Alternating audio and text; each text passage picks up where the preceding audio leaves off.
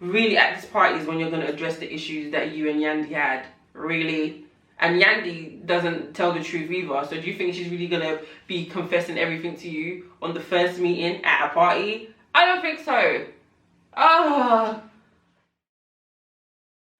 Hi guys, you are watching Etcetera with me, Est.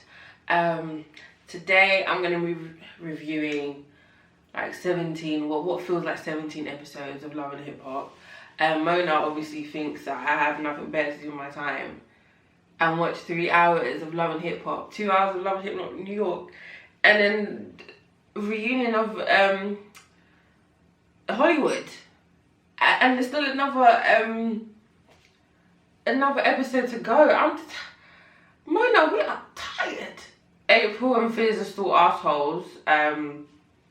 Even the way they're treating my niece. Fizz, clearly, for whatever reason, I don't know, maybe it's justified.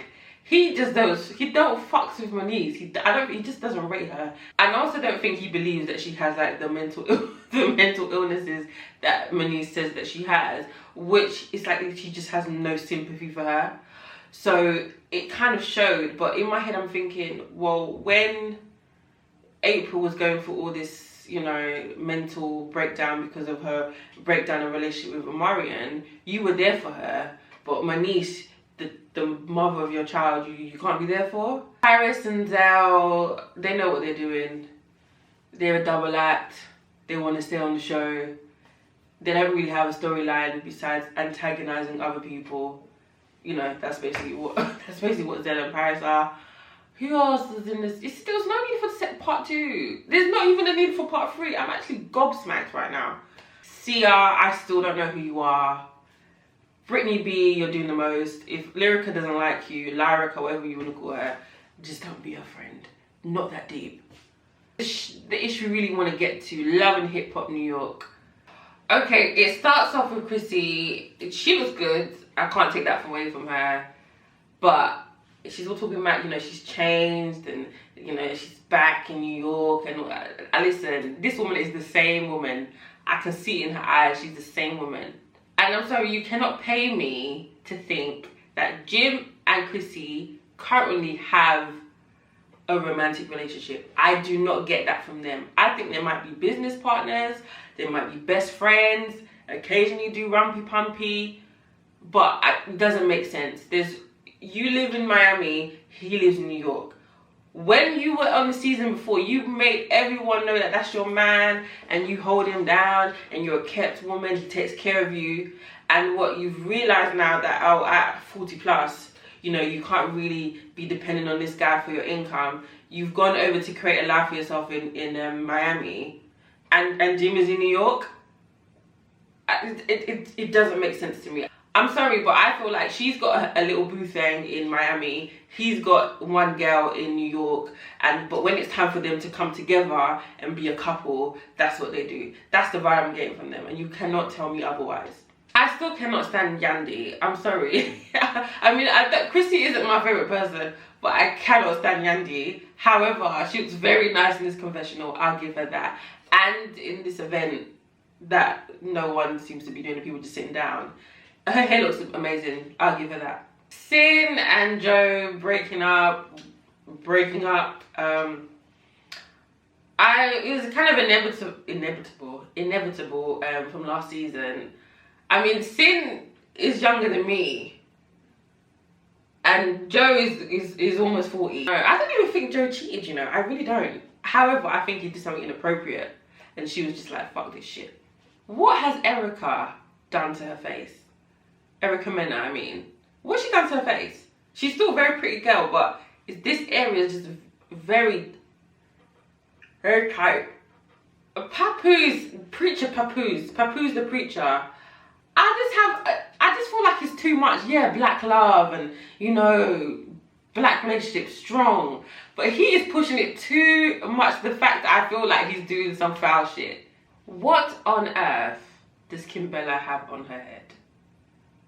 I don't know what beauty supply store that this girl went to get the most syntheticest, oh, I know that's not a word, the most synthetic hair. I I don't know, but the vibe I'm getting this season from Chrissy, like even just in her style, it's just much more relaxed than it was however long the last season she was on. I don't know, maybe it's age, or maybe it's just the vibe that she's trying to portray, that she's just relaxed and she dressed comfortably, but I know better. Kimbella is such a fake, I don't even, why does the enemy of your enemy is now your friend? Chrissy whooped your ass, bruv. I mean, it was kind of deserved, kind of. However, now you're cool with her and you're talking about Yandy with her. Okay, so episode 1 ends with Kimbella and Chrissy coming into the party. I'm tired, you know. Okay, on to episode 2. I feel like Chrissy's mole has gotten bigger. Like, I feel like Mona and Co have built this season up to be like, you know, season 10, all like the originals or like the main people are coming back. That first episode was living shit. What is this in Chrissy's chest? This butterfly tattoo on her breast. Why? I mean, I don't even know why this conversation between Yandy and Chrissy is even taking place. Chrissy's actually very, very pretty. I mean, I think she's like 45 or around that age mark. I mean, if I look like that when I'm that age, I'll be happy.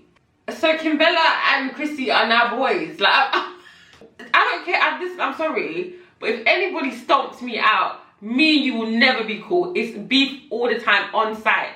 Well, maybe not. Maybe not for Kimbella on site. However, I mean, I'm sorry, you can't come back from that. The way Chrissy beat Kimbella, nah, you can actually not sit across the table and do Kiki. It's not possible. When was Yandy and Safari that close? I never noticed that, for her to be like so pressed. What do people expect people to do? You are grown adults. You get into a relationship with somebody. It's a serious relationship. You're getting married to someone. You're having a child. Do you think they're gonna be on the phone to you every other day? You know, Kiki. And I'm sorry. Yandy, just because your husband is in prison, not everybody else's spouse is incarcerated. I mean, you know, crossroads about her career, getting advice from Fat Joe. My opinion, stop rapping. I just personally don't want to hear a Remy Ma album. I don't. And I think she's kind of realising that now. And I just hope she kind of goes into the direction of like a media career, because I think she'll thrive in that. Oh, Tahiri's back as well, and she looks really good. I mean, Tahiri always looks good, body's on point, everything.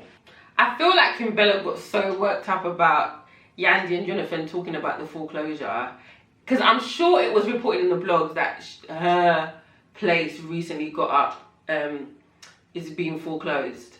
So maybe like it struck a chord. It's not funny, but I feel like it struck a chord and they were just taking the piss out of it. Because I don't think it's because she's that close to Chrissy and Yandy's talking about her. Oh please, it's because she's also losing her house. This is why I don't think Chrissy and Jim are actually a romantic couple. Because you're trying to tell me you do not know that the house was, you know, going in foreclosure, and you're finding out when the whole rest of the world are finding out bullshit. You knew. Is this all Chrissy's hair? Because if this is all her hair, she has got some good hair. That thick, healthy hair. Like, my biggest fear is ending up to be a wife that does get cheated on. This scene, you cannot be serious. This is some scripted shit if I've ever seen anything in my life. Erica is worried that Safari will cheat on her, when she will be the one to probably cheat on Safari. Get over. Get over. And that's the end of the episode. Is that it? This is the comeback season? Mona, remember to like, subscribe, share, comment, all that good stuff. So yeah, guys, see you later. Bye.